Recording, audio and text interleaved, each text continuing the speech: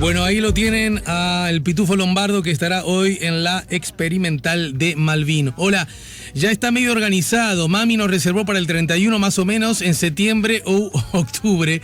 Esto a propósito de cómo se organizan para las fiestas. Yo lo decía en general, pero claro, este año en particular, y a propósito de las recomendaciones del GACH, seguramente muchos tendrán que hacer ajustes.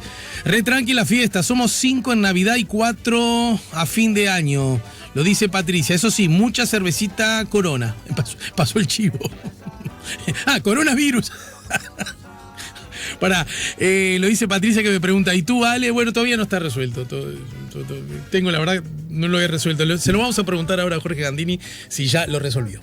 Si buscas un portón automático para tu casa o para la oficina, asegúrate que sea fuerte, que sea seguro, que sea práctico, que sea un SEA. Porque solo un portón SEA te asegura el mayor respaldo técnico, un service propio en todo el país y la garantía de todos sus productos. Ingresa en seaportones.uy o llama al 2601-2611. Si vas a elegir un portón, que sea un SEA. Senador Jorge Gandini, hola, buen día, bienvenido, Jorge. Buenos días, ¿qué tal, Alejandro? Gracias, un gusto estar allí. Igualmente, gracias por aceptar nuestra llamada. A propósito, bueno, ya obviamente vamos a hablar del presupuesto, pero en todo caso contame, y me apoyo en uno de los títulos de la portada del País hoy, recomiendan no más de 10 en la Navidad. En realidad, para la Navidad y para el fin de año también, ¿no? Me imagino que es la misma lógica. Vos esas cosas, ¿cómo las resolvés habitualmente? Y si este año exige algún ajuste en ese sentido. No somos más de eso. Habitualmente pasamos Nochebuena y Navidad en la Floresta con mi señora, mis hijas, algunas de ellas, otras no, porque está casada, viste, hay que repartirse, pero claro, nunca somos más de 8, 9. ¿Y en la Floresta es porque ustedes tienen casa ya, digamos, de veraneo en la Floresta? Allí está mi suegro y vamos todos para allá. Bien. Acompañamos ahí. ¿Y tus suegros son de esos que ya viven afuera o viven en Montevideo y tienen la famosa casita de afuera? Mi suegro está solo, tiene 89 años, sano, pero pasó el verano allá. Sí. y se quedó. Hay una señora que lo acompaña, porque está veterano, aunque está bien. Sí, claro. Pero claro, está mucho más seguro y más tranquilo allá que en un apartamento en Montevideo. Entonces, en su casa de veraneo pasó el año. O sea, se enganchó un verano con el otro. Sí, te entiendo. Y en ese sentido, está bueno el ejemplo que das, porque seguro que circunstancias similares le pasan a otros. ¿Y cómo han hecho ustedes, cómo ha hecho tu esposa, o sea, su hija, en cuanto a verlo, no verlo, es decir, que... ¿Cómo lo han resuelto ese asunto, esa pulseada? Al principio, cuando la cosa cuando arrancó y estábamos todos muy restringidos en nuestros vínculos, se iba algún fin de semana y te juro que lo mirábamos, lo saludábamos del otro lado del muro, ni siquiera entrábamos a la casa, él en el jardín, nosotros al lado de afuera, charlábamos un rato a la distancia y nos íbamos. Después eso fue sustituyéndose porque alguno de los hermanos va algún fin de semana, o sea, siempre alguno va en el fin de semana a pasar con él. Claro. Pero nunca mucha gente, ¿no? Nunca mucha gente. Claro. Sí, entiendo. ¿Y con tu suegro siempre te votó a vos, por ejemplo? Pobre de él, espero que sí. No, pero pará, que en el arranque, cuando empezó todo esto, porque ¿cuánto hace que estás casado con tu esposa? Acabamos de cumplir 29 años. Bien. Pero mi suegro militaba en el partido, militaba en el CELADU, que era un centro de estudio, mi suegro es contador. Sí, claro. Y militaba en ese centro de estudio, siempre estuvo vinculado al wilsonismo y a las actividades programáticas y eso, vinculado al Colegio de Contadores en su momento, así que siempre estuvo vinculado al partido y no hubo que convencerlo de nada. O sea que y en la órbita familiar, algún novio, algún esposo, algún yerno, hubo que convencer o no fue necesario? No, bueno, qué sé yo, alguno que no me vota hay, no es condición ni requisito. A ver, no le pongo condiciones, ni ser de Aguada, ni ser de Peñarol, ni ser blanco. Mis hijas eligen lo que quieran y entre ellos hay de todo. Tengo algunos muy militantes y activos. De hecho, tengo un nieto. Timoteo. Ese nieto, Timoteo. Y Timoteo se llama Timoteo Antía Gandini. Es hijo de un gran amigo mío, Pape Antía, que ahora fue elegido presidente de la Cámara de Industria, Sí. y sobrino del intendente. O sea, ya te imaginás, y esa familia Antía que siempre tuvo un mojón en la militancia partidaria bolsonista. Ese pibe tiene el destino marcado, ¿no? No, pobre, sí, no, está condicionado. O sea, entra a la escuela y ya saben cómo viene. Me acuerdo cuando hace muchos años conocí a mi amigo el abogado Luis Francini Valle. Entonces me dijo, imagínate, yo soy Francini Valle, no puedo ser otra cosa que colorado, vallista y de defensor, ¿no? Digo, lo abrazo a mucha honra, pero también te quiero decir que no tuve capacidad de elección. Es así. En casa discutimos más del fútbol porque la verdad que pierdo con los bolsos de la familia. Ah, mira. Pierdo lejos con los bolsos. Bueno, últimamente en la cancha también, ¿no? También pierdo los bolsos, pero nos vamos a recuperar. No, fue una maldad porque la única ventaja que ser hincha de un cuadro chico, Liverpool en mi caso, es que puedo alguna que otra vez cargar por igual a manchas y a bolsos, ¿no? Pero bueno, en fin. Yo como buen aguatero últimamente me he dedicado más al básquetbol. Pero me imagino que además en esta última instancia, tu condición de agua, porque me imagino que los hinchas de Nacional deben estar medio tironeados, porque hay muchos hinchas de Nacional que además es hincha de Aguada en básquet, ¿verdad? Les complicó la vida, ¿no? Aguateros que son bolsos, y cuando Nacional empezó a jugar en básquetbol se les complicó, ¿no? Conozco a varios igual que son re bolsos, pero en básquetbol son de Aguada. Pero además de la compliqueta porque juega una camiseta contra la otra, estos últimos episodios, ¿no? Los casos positivos, García Morales, de declaraciones, Balbi, todo eso, me imagino que a más de uno medio que lo incomodó, ¿no? No saber para dónde rumbear. Y bueno, capaz, no sé, problema de identidad de algunos. Pero Peñarol en básquet, vos sos un poquito más grande que yo, pero apenas un poquito, pero lo que quiero decir es que recordamos grandes momentos de Peñarol en básquet. Y en ese sentido, ¿cómo hiciste la síntesis vos? No, yo siempre fui de básquetbol, siempre fui Aguada de chico. Yo vivía ahí en la zona del Reducto, y iba al Liceo 21 ahí, que queda frente a Canal 12, y hacíamos gimnasia en el liceo, en Aguada, ahí donde sí, lo claro. pasaba. Y a partir de ahí me vinculé al club. En realidad yo viví de joven exactamente a la vuelta del Club Colón. San Martín y Fomento, en la esquina del Movimiento, ¿te acordás? Sí, claro. Donde eran los bailes del Coco Bentancur. Sí, por supuesto. Y era el club del barrio, ese era mi club del barrio, incluso hacía alguna cosa allí. Pero Aguada me ganó el corazón, incluso veíamos mucho porque tomábamos el ómnibus ahí en la esquina, qué sé yo, a varios de los jugadores. Me acuerdo tomar aquellos Kutza de plataforma que eran muy bajitos y tomarlos con el flaco Viola, claro. A veces iba parado en el escalón de afuera porque no entraba ni encorvado, ¿no? Sí, ni se sí, podía sí. sentar. Viola que estudiaba medicina, yo también me tomaba, porque yo vivía más adelante, más para, digamos, para las Acacias, la cancha de Peñarol, ¿no? Uh-huh. Y recuerdo que me tomaba el 156 y él se bajaba por ahí, claro. por San Martín. Claro. Pero era inevitable no reparar en él por lo grande que era, y creo que venía muchas veces de túnica porque venía de la Ciudad Vieja, no sé si del Maciel o algo así, ¿no? Exactamente, así lo veíamos. Pero la altura era imponente. Esos hombres bajitos, sufría horrible. Pero bueno, me compró el corazón Aguada. Tenía un lío bárbaro porque mi papá tenía un kiosco en San Martín y Domingo Aramburu, muy cerca de Aguada. Nació en San Martín y Martín García, y ahí se crió, o sea, pero era de Goes. El otro. Histórico de Aguada. Claro. Y era colorado. Entonces lo que compartíamos era ser hinchas de Peñarol. Pero mi viejo siempre decía, me salió blanco y Aguada. Pará, ¿y qué tipo de colorado era? ¿La matriz ballista o lo que podríamos llamar un poco más a la derecha, un poco más conservador? No, mirá, mi papá, yo me acuerdo que mi mamá, que también era colorada, y mi papá, me llevaban, me acuerdo clarito, a los actos de Alba Roballo. colorada en aquellos tiempos. De la negra Roballo, claro. De la negra Roballo. A esos actos me acuerdo de haber ido, eran de esa matriz, yo no me acuerdo muy bien. Después sí, a mi padre los hice blancos, por lo menos me votaban a mí. Con el tiempo. Digamos que ya en la recuperación democrática, por decir algo, votaron a Por la Patria, me imagino, a Sumarán. Bueno, exactamente, allí donde estábamos nosotros, a la W en su momento. Sí.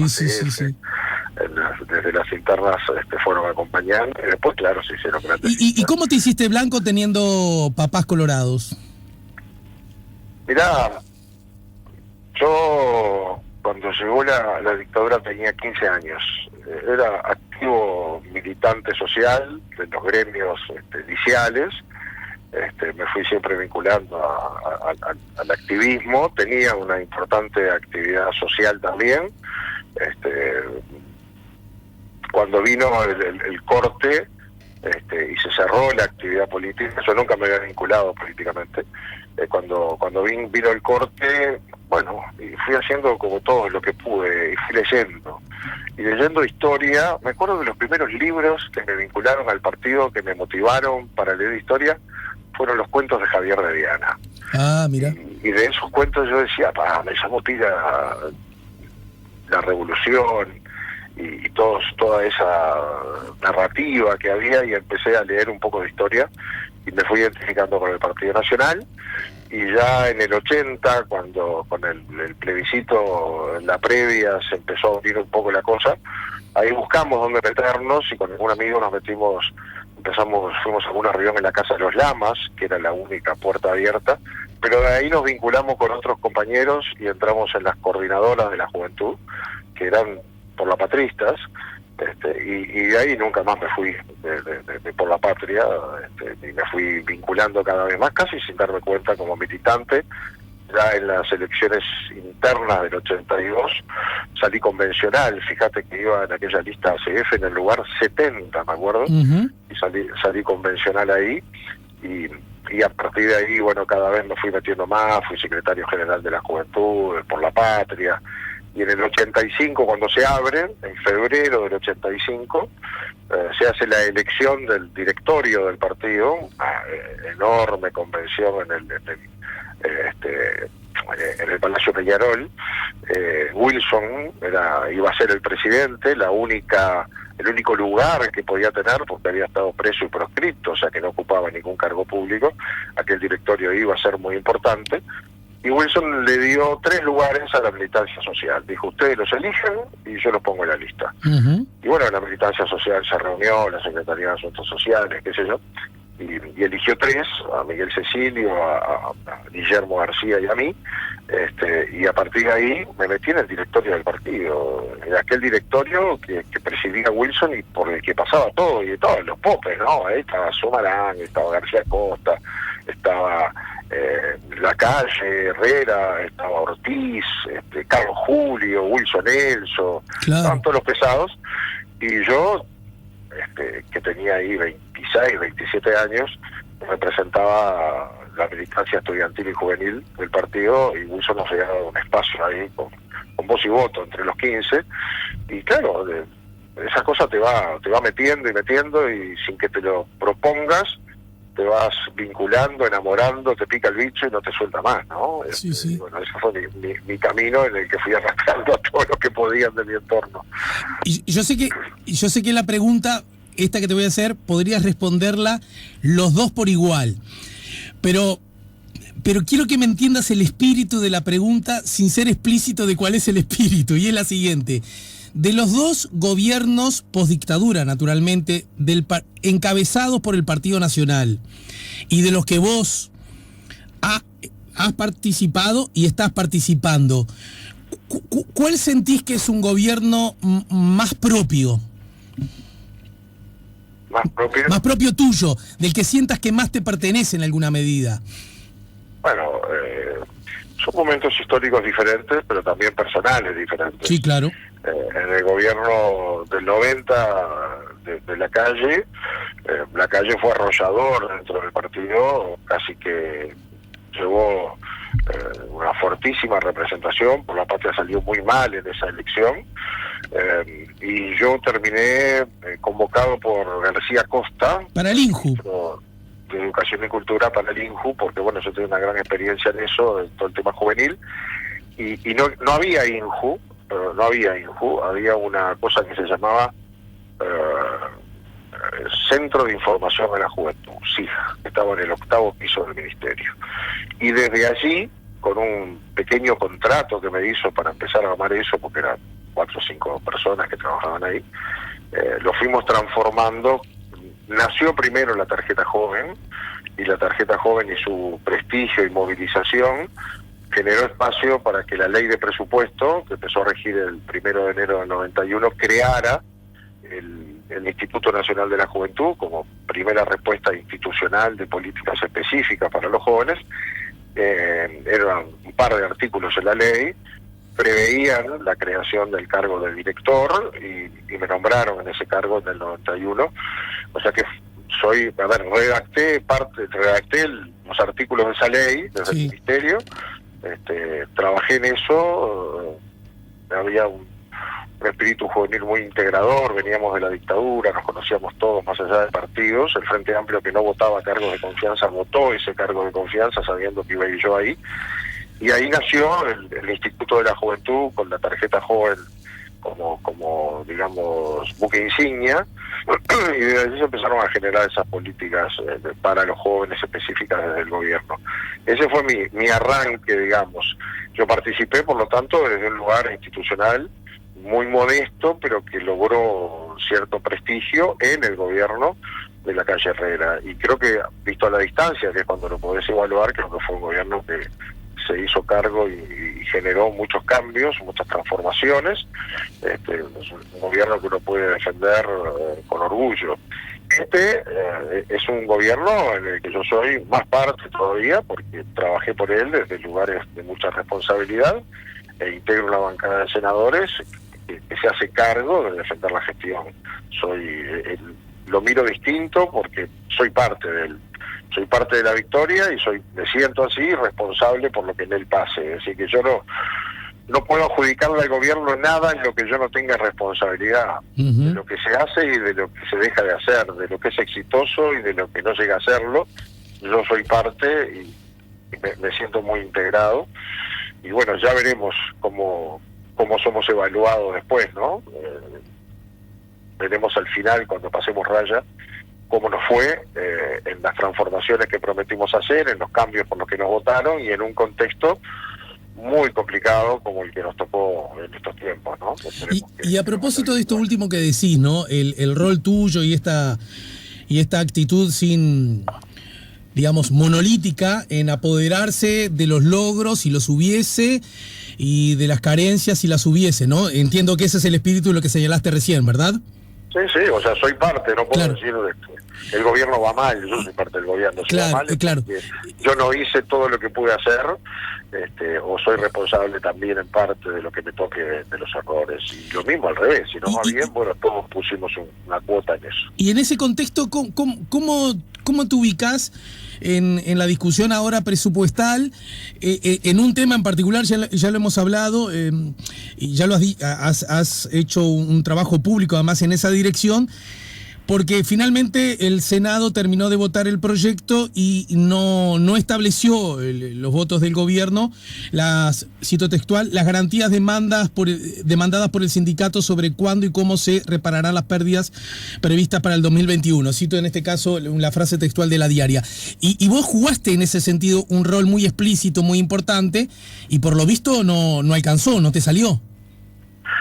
No llegamos a cerrar un artículo que garantizara la firma de un convenio salarial. Pero quiero decir, porque acá se trataba de convencer a los tuyos, a los de tu gobierno, aunque de otro poder ejecutivo, pero ¿cómo funciona eso? Ayúdame a entenderlo un poco, Jorge. A ver, el Poder Ejecutivo envió un artículo, el artículo 4, que es muy extenso, que establece cómo serán los ajustes salariales de los funcionarios públicos para este periodo. Deroga el anterior y pone uno nuevo. Fija allí unas bases diferentes. Establece, por ejemplo, que el indicador ya no será el IPC, la inflación, sino el índice medio de salarios del sector público. Incorpora allí el salario base y las compensaciones de los funcionarios como base de cálculo. Establece que en adelante los aumentos regirán no sobre la inflación pasada, sino sobre la proyectada. Y esto es saludable para la economía, en tanto la inflación pasada puesta en salarios indexa la propia inflación. Y establece a su vez que en el año 2021 los funcionarios recibirán el 4,5%, que es lo que les falta de recibir de la inflación de este año, del 2020. Va a ser de 9,5%, recibieron un 5% de adelanto, el 1 de enero recibirán el 4,5% restante. Y ese es el punto de arranque. Dice también que en cada uno de los aumentos salariales, 1 de enero del 2022, del 2023 y del 2024, van a recibir una cuota parte de lo que no recibirán por inflación en el 2021. Y dice que el 1 de enero del 2024 la recuperación tendrá que ser total, o sea que el 1 de enero del 2024 no deberán tener pérdida de salarios en relación al 1 de enero del 2021. Hasta ahí fuimos trabajando y acercando las partes. Los sindicatos defienden sus intereses con todo derecho, el gobierno maneja sus variables y sus proyecciones con las suyas, pero hasta ahí lo acordamos, y eso es lo que dice: el 1 de enero de 2024 deberá quedar culminada la recuperación salarial. No avanzamos más en cuanto a poner qué porcentaje cada año y definir por escrito toda esa base de cálculo y de indicadores. Los sindicatos quieren que quede más claro y el gobierno quiere tener flexibilidad. ¿Por qué? Y bueno, porque es tan incierto el futuro. Pero vos también querías que quedara más claro, ¿verdad? Sí, yo estaba trabajando para eso. Por eso era mi función de acercar. Pero yo dejé en mi exposición ayer bien claro mi interpretación sobre eso que dice la ley que aprobamos. Yo creo que todavía hay espacio para que entre hoy y el fin del año las partes sigan negociando con este texto ya aprobado en el marco de la negociación colectiva y puedan alcanzar un convenio salarial que aclare lo que los sindicatos quieren que se aclare, pero ya en el texto del convenio.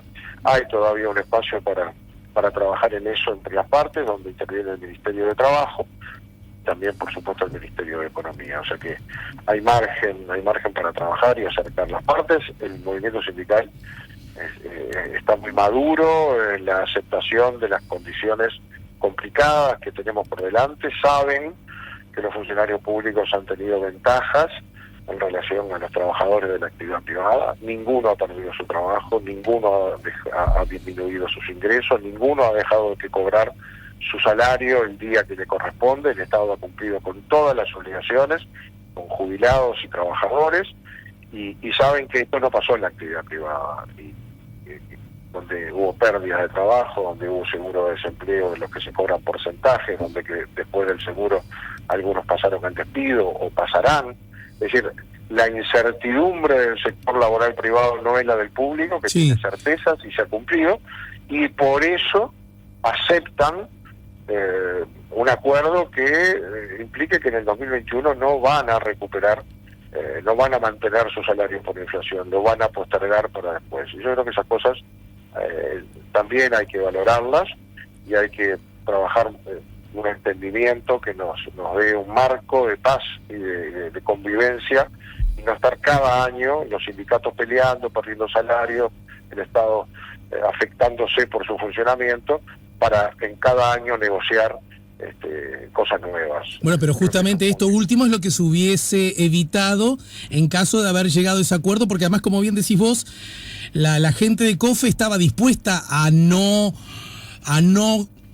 digamos, a aceptar perder en el corto plazo, en la medida, ya ni siquiera ganar, en la medida que sobre el final, más adelante, se le garantizara recuperar lo perdido, ¿no? Sí. Sin... O sea, a ver, los trabajadores están dispuestos a firmar un empate. Eso. Y un empate postergado, ¿verdad? Es decir, en el 2020. Pero ayúdame a entender por qué el gobierno no... Firmar un empate hubiese implicado...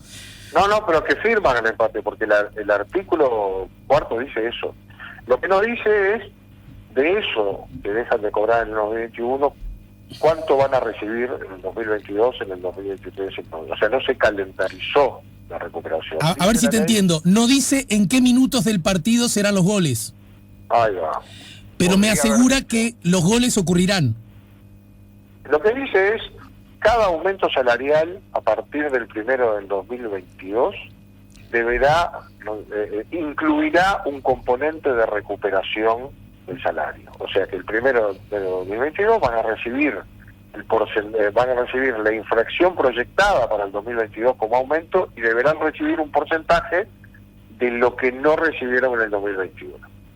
Y en el 2023 lo mismo, y en el 2024, el 1 de enero lo mismo, pero ese es el cierre. Podríamos haber calendarizado 25%, 25% y 50%, o 33, 33 y 33, es decir, lo que pedía el movimiento sindical era un porcentaje de la pérdida del 2021 ya definida en la ley. Y el Poder Ejecutivo decía, no estoy en condiciones de prometer un porcentaje. Aseguro que en el 2024 está recibido. Aseguro que algo vamos a dar en cada año. Pero no puedo decir si es el 25, si es el 30, si es el 20. Lo voy a conversar, porque ahí en el convenio salarial pueden ponerse algunos gatillos, puede ponerse el 25, salvo que tal y cual cosa, y ahí se ve si se firma. Pero la ley es más rígida.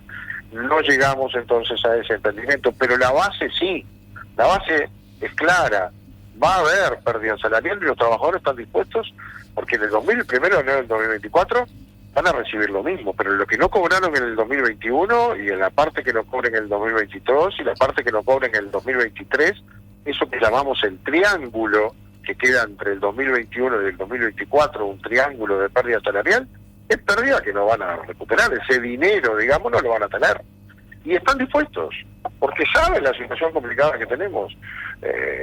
Del mismo modo que las empresas han visto caídas en sus recaudaciones y eso los ha obligado a reestructurarse, el Estado está viendo una fortísima caída en sus ingresos.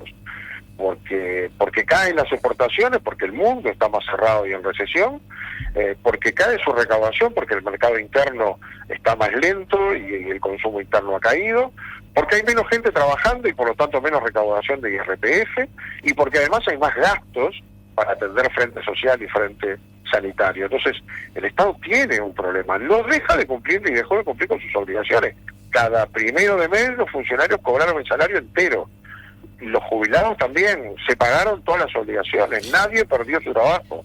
Es decir, eso, la cadena de pagos que se había roto en el 2012 generó un enorme problema, ni en el sector público ni en el sector privado se ha cortado. Es decir, la economía funciona, pero hay restricciones. Y ahí el Poder Ejecutivo no quiere prometer lo que no está seguro si va a cumplir. Y no será también... no quieren firmar, los trabajadores no quieren firmar pérdida salarial. Y yo los entiendo. Jorge, y en este contexto, el gobierno no quiere firmar cosas que no puede cumplir, es una forma... Sabe si puede, no se quiere comprometer a cosas que... Entiendo. A ver, Alejandro, cuando el gobierno hizo este proyecto de presupuesto, un proyecto de presupuesto se construye con supuestos. Debo suponer cómo va a estar la economía del mundo, debo suponer cómo va a estar nuestra economía en relación al mundo, debo suponer cuánto recaudo de impuestos, de exportaciones y demás, y luego lo tengo que compatibilizar con los gastos que autorizo. O sea, que lo construyo sobre supuestos. Cuando lo construyeron en agosto, Europa estaba saliendo de la pandemia y en Uruguay era COVID-free. Aterrizaban aviones de cualquier parte del mundo. Este era el único punto al que llegaban porque era un país considerado libre de COVID. Eso permitía pensar que en este momento, con Europa más abierta, la economía iba a estar en otro punto. Pero además permitía pensar que iba a haber temporada turística. Bueno, eso fue en agosto cuando nos mandaron el presupuesto. Las cosas han cambiado de tal naturaleza que ya sabemos que los 1.700 millones de dólares que ingresan de turismo externo, es el principal producto de exportación de servicios que tiene el país, no va a estar. Como han caído las exportaciones porque nuestra carne va a Europa a venderse en los restaurantes que están cerrados. Ahora, justamente yo recuerdo, corregime si le estoy errando el bizcochazo, que cuando este mismo hecho que está señalando vos se dio a conocer, voces, muchas de ellas vinculadas a la oposición, al Frente Amplio en particular, señalaban que el presupuesto era demasiado optimista con relación a lo que podía pasar a la economía uruguaya teniendo en cuenta el mundo. Sí. Entonces, esa observación tenía asidero. Pero claro que tiene asidero. Por eso el presupuesto prevé algunos mecanismos para ir ajustando la economía. El Frente Amplio dice las dos cosas al mismo tiempo. Dice, no le van a dar, el presupuesto es muy optimista. Da vuelta a la página y dice, es de recortes y de restricciones, se necesita gastar más, hay que darle más a la educación, hay que darle más acá, hay que darle más allá. Ahora, a eso hay que ponerle de dónde. Es muy fácil. Ahora, es muy optimista. ¿Qué quiere decir? Van a recaudar menos, la cosa va a estar más complicada. Por eso es muy optimista. Bárbaro. Y si vamos a recaudar menos, la cosa va a estar más complicada. ¿Cómo es posible decir hay que dar más? ¿De dónde sale el más? Porque acá no se hicieron cargo. Cuando uno viene y dice hay que dar más, tiene que decir de dónde. Yo esperaba que el Frente Amplio viniera a traer algún impuesto. Que no se los íbamos a votar, porque este presupuesto no pone impuestos porque la gente no aguanta más. La presión tributaria es demasiado importante para empresas y personas. Pero si enfrente dice, tenemos que gastar 600, 700 millones de dólares más, que más o menos es lo que uno puede concluir de las cosas que han dicho. Sí. Bueno, dígame de dónde lo saco. Dígame. Tiene que haber ingresos para eso. O puede reasignar. Bueno, a ver, ¿a quién se lo saca en el presupuesto nacional? ¿A los militares, a la policía, a los maestros? ¿A quién se lo saca? No lo trajo eso. Bueno, entonces podrá inventar una recaudación nueva. ¿Cuál es? No está. Lo único que dicen es, el Fondo Monetario dice que se pueden endeudar más. Vergara hizo todo un relato sobre las recetas del Fondo Monetario, que ahora nos dice que en estos tiempos se les recomienda a los países que se pueden endeudar hasta el 100% de su producto. Bueno, primero que fue muy extraño escuchar a Vergara, que fue ministro de Economía, fue presidente del Banco Central, traer las recetas del Fondo Monetario al Parlamento en la voz del Frente Amplio. Uh-huh. Segundo, obviamente, que el Fondo Monetario, que representa a los grandes financiadores del mundo, a los grandes bancos del mundo, en el que hay una enorme liquidez para colocar, va a decir endeúdense, esta vez miro para el costado, no hay problema, nunca se lo permití, ahora les permito. Obvio. Pero también es obvio que la deuda se paga, que nadie te da plata para que la gastes en lo que quieras y no te la va a cobrar. Y Uruguay ya tiene un nivel de endeudamiento en la relación producto-deuda muy comprometedor. Una cosa es el Fondo Monetario, que es el banco que presta, el que te dice, no, compre el auto, mijo, que yo le presto. Y chao, y vos te entusiasmas, después hay que ver cómo lo pagás, ¿no? Una cosa es el banco. Otra cosa son las calificadoras de riesgo, que son empresas que asesoran a los que prestan el dinero, nuestros acreedores, sobre la capacidad de pago o repago de la deuda que tiene un país. Y te van bajando el grado de inversor en la medida que tenés problemas fiscales, que no asegurás el pago. Pero esos problemas fiscales seguramente no los tendría solo el Uruguay en este contexto justamente del que estamos hablando, planetario, ¿no? Sí, pero eso hay que explicárselo a las calificadoras. Nosotros casi perdemos el grado de inversor hace unas semanas. Hubo que negociar muy fuerte con las calificadoras explicándole eso. Porque a los que prestan les importa poco cómo está el mundo, les importa cobrar, porque para eso prestan. Y estas empresas asesoran a los que prestan y le dicen, este país perdió su capacidad de pago. Si te dicen eso y perdés el grado de inversor, cualquier préstamo, primero te suben los intereses de lo que ya tenés prestado. Uh-huh. Y después, el acceso a nuevos mercados que necesitas para financiarte, los mercados son mercados más de riesgo y por lo tanto las tasas de interés son más altas y los mercados son menos. Y algunas empresas se tienen que ir del país porque sus estatutos no le permiten invertir en países que no tienen grado de inversor. O sea, es complicado perder el grado de inversor.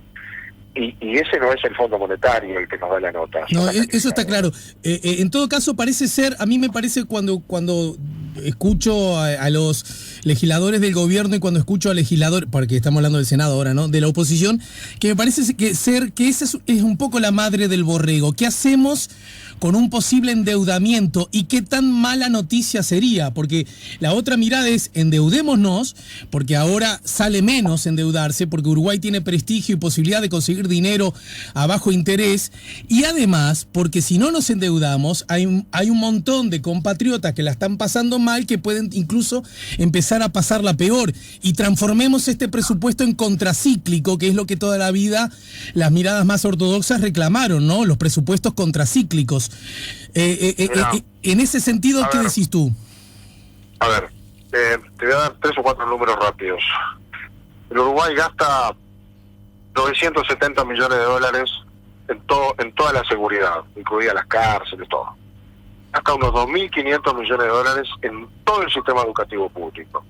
Gasta unos 3.000 millones de dólares en el complemento, en el subsidio al sistema jubilatorio, todo, BPS, caja, militar, policial, todo. Recauda por año, recaudó el año pasado 1.970 millones, menos de 2.000, de todo el IRPF y todo el IAS, o sea, todo lo que pagan los trabajadores y los jubilados.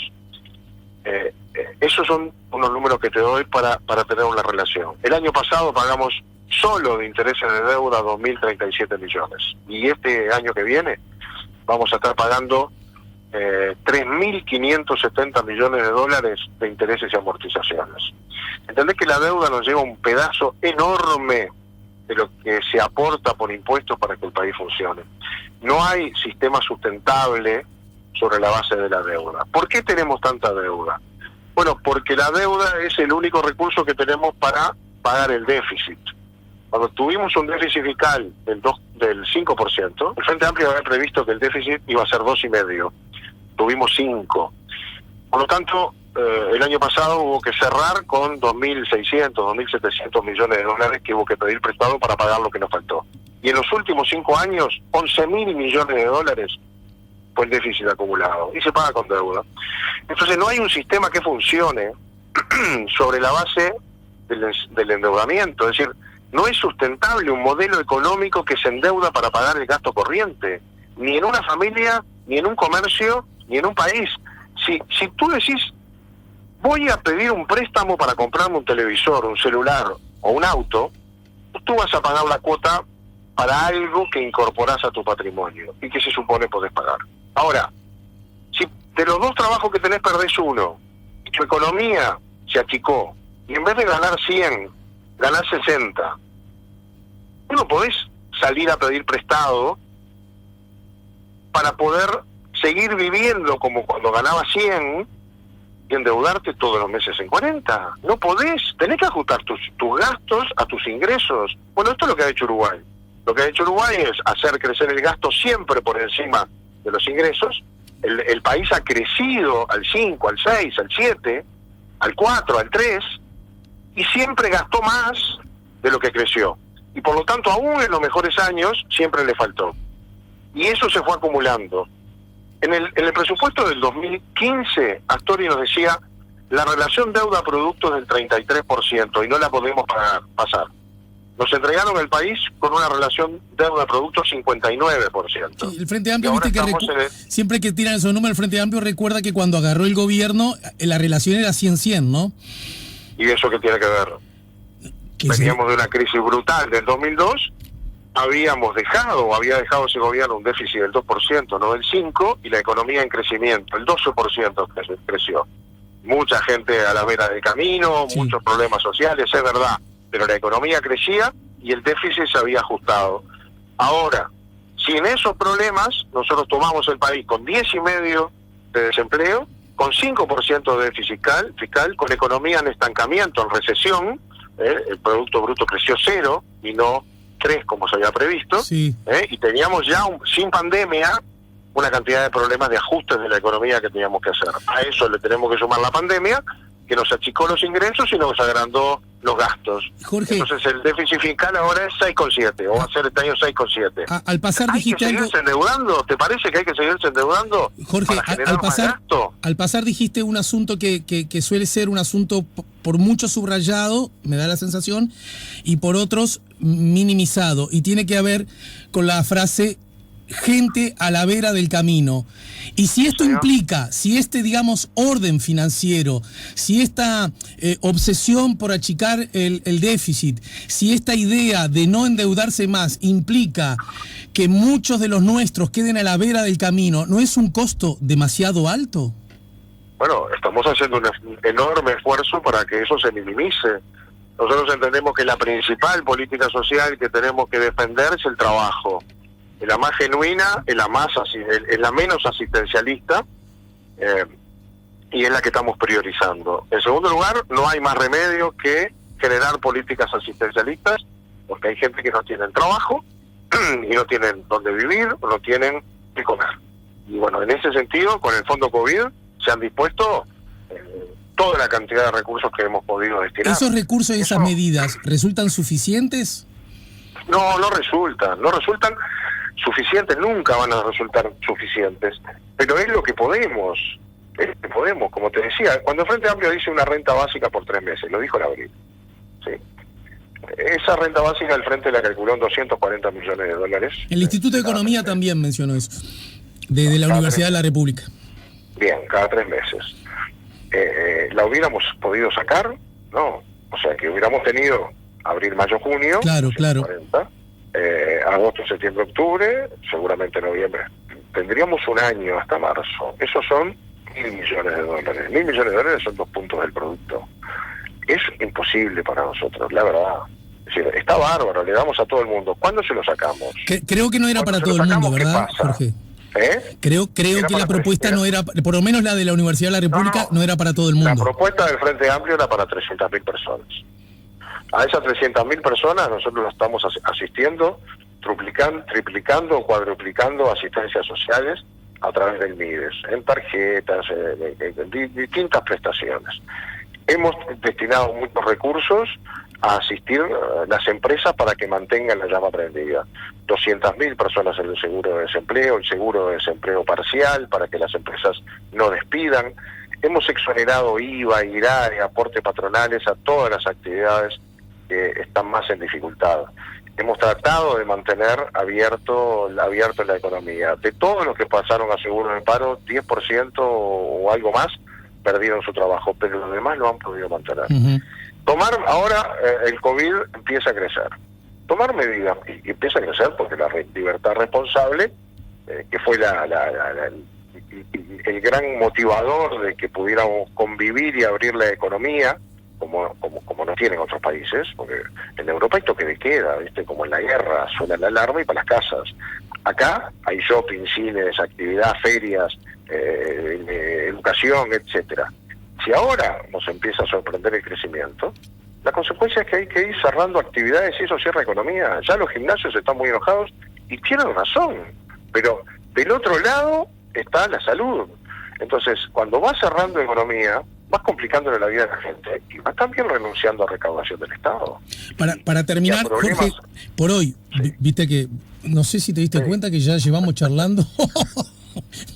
Bueno, como pensábamos hoy estar discutiendo presupuesto, como lo terminamos anoche, claro. Quedó la mañana libre, así que así nomás. No, y además tengo que hablar, ¿sabés con quién? Con José Carlos Maía, que me comprometí a llamarlo para por lo menos que la gente escuchara. Claro, está bien, la otra campana. Tenés buena relación, me imagino, ¿no? Con José Carlos. Sí, nos llevamos bárbaro con José Carlos. Desde hace muchos años nos conocemos, hemos compartido, hemos estado juntos en algunos eventos internacionales, en eso que te permite tener muchas horas para charlar, discutir. Y además está esa particularidad, ¿no? Acá discutimos y nos damos por un palo. Obvio. Cuando salimos nos ponemos la celeste claro. y cerramos filas. Claro, lo que nos pasa a un país chico y muy democrático que te tiro 2 cortitas y te pido el formato chico para la respuesta, ¿está? 2 cortitas. Vale. Uno, justamente, hay una declaración del Frente Amplio que es muy extensa, pero elijo una parte que esté vinculado a algo que señalábamos recién. Los niveles de indigencia, pobreza y desigualdad se agravarán en los próximos años de confirmarse la política económica y social que fundamenta el presupuesto votado por la coalición en el gobierno. Esa es una. Y la otra, la que tiene que ver con lo que se aprobó en diputados a propósito de la no necesidad de rendir cuentas de los viáticos, en una posición que yo me acuerdo que hace muchos años vos la sustentás, y que motivó que oyentes me la preguntaran cuando... Jamás sostuve que no hay que rendir viáticos. Ahí está. Entonces, el Frente Amplio le apunta al gobierno por derogar ley de regulación y usos de viáticos, cito como fuente acá La República. Comentarios para ambas cosas, Jorge. Esta segunda... el Frente Amplio impulsó una ley que se aprobó en julio del 2019. La votaron todos, ¿no? Por lo menos más de un partido, no solo el Frente Amplio, ¿no? Pero nunca entró en vigencia. Nunca. Nunca. Seguimos con el mismo régimen que teníamos antes, y lo que aprobamos ahora es mantener ese régimen de antes. Teníamos dos opciones: volver a postergar la entrada en vigencia de esa ley, que entraría en vigencia el 1 de enero, volver a postergar porque es inaplicable, o modificar y volver al régimen anterior. ¿Por qué es inaplicable, Jorge? Si yo voy al exterior, me dan una plata... No, pero a ver, la ley es mucho más compleja que tú vayas al interior, al exterior. Regula todo el sistema de viáticos al interior también. Es decir, si un enfermero va a llevar con el chofer del hospital español un enfermo o a buscarlo al hospital de Durazno, tiene que cobrar viáticos por hacer esa tarea. Si tiene que traer la boleta de 2 chorizos y un refresco y la del hotel, y se tiene que procesar todo eso, es más grande la estructura que eso, pero además, el viático de los funcionarios funciona, en el caso del interior del país, funciona más como un sobresueldo que otra cosa, porque si a ese funcionario de la salud que trabaja 6 horas lo mando a Tacuarembó y viene, no le estoy pagando las extras, el Estado no paga las extras. La única cosa que hay es el viático, y el funcionario capaz que se come un refuerzo y duerme en la ambulancia, y con esos pesos los aprovecha. Ahora, si tiene que venir y traerme la rendición, el funcionario va a decir, mire, ¿sabe qué? Tengo la nena enferma, no, tengo otro trabajo, no puedo ir. No bueno, pero entonces nos falta sinceramiento. Cuando empezamos con eso vinieron todos los jerarcas a pedirnos que lo sacáramos de esa norma. Los de ACE, los del Ministerio de Trabajo, los del INISA, los del INAU, COFE vino. ¿Por qué? Porque es inaplicable. Tiene después el componente de los viáticos al exterior. Los viáticos al exterior toda la vida se rindieron por declaración. ¿Por qué? Y bueno, porque hacer que el que va al exterior tenga que juntar las facturas y rendir por facturas, tiene muchas grietas. Ya hemos visto que eso tampoco funciona. Hay gente que trae facturas de cualquier cosa, no tiene nada que ver. Y si no, vamos a mirarlo a Toma, vienen a darnos clases de moral a nosotros, Sendic. ¿De qué están hablando? Bueno, justamente Cayani dijo, es bravo cuando uno hace gárgaras de transparencia. Acá se investigó hasta los calzoncillos que se compraban con algunos directores con tarjetas corporativas. Eso es lo que hay que hacer. Y entonces, y si hay que hacerlo con los calzoncillos, ¿no hay que hacerlo también con los restaurantes y los hoteles? La tarjeta corporativa es la mejor manera de rendir. Porque usted compra con tarjeta y queda registrado lo que compró. No hay ningún problema. Eso no hay ningún problema, pero no hay tarjeta corporativa, porque teniendo tarjeta corporativa existieron los abusos que están claros, ¿no? Terminó procesado incluso la tarjeta corporativa. Entonces la tarjeta corporativa terminó estando prohibida.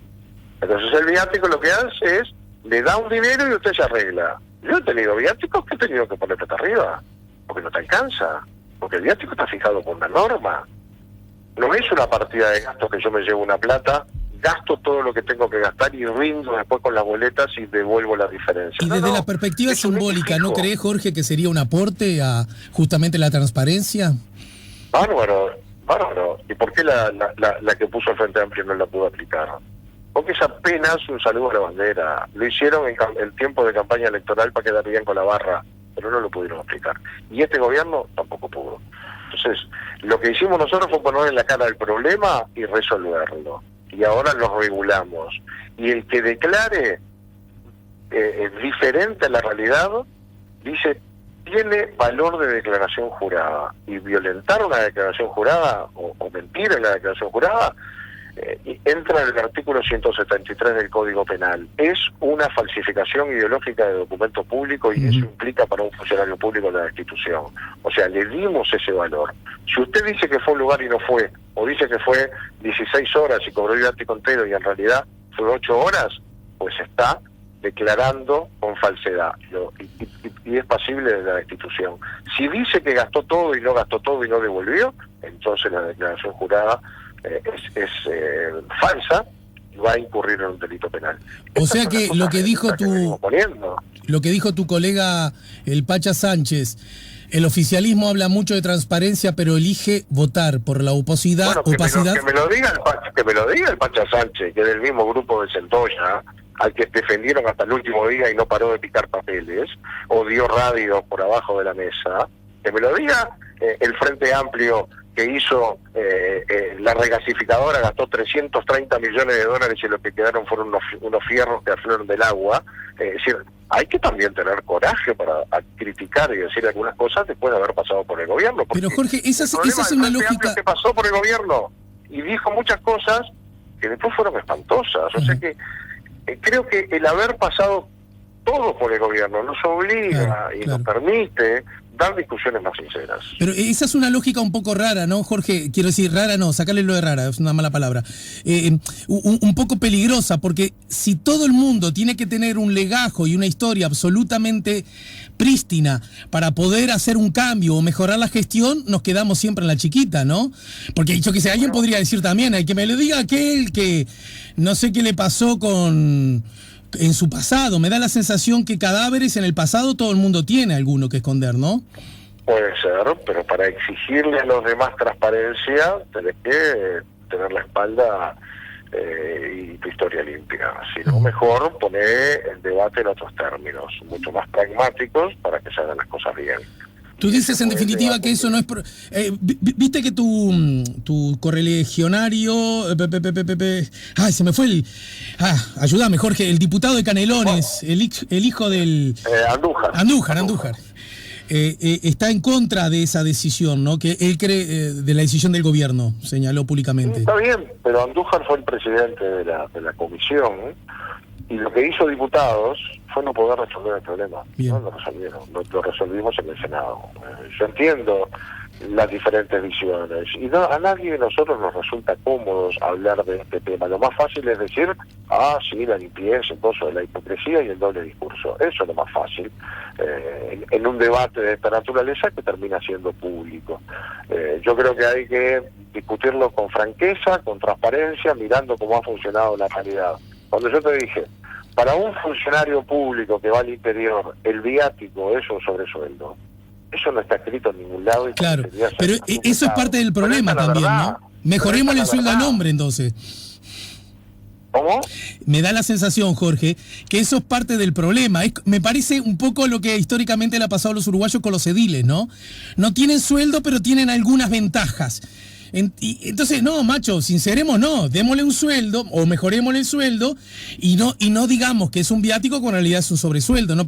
Falta como si la Constitución lo permitiera, deberían cobrar sueldo. En este tiempo no hay personas que se dediquen todo el día a una actividad honoraria. O son ricos o roban. Exacto. Entonces, por lo menos hay reintegro de gastos. Mirá que sueldo no hay, lo que pasa es que hay reintegro de gastos, partida para que contraten un secretario. Claro. Tienen que controlar a un intendente, tienen que recorrer el departamento, que ponen plata todavía.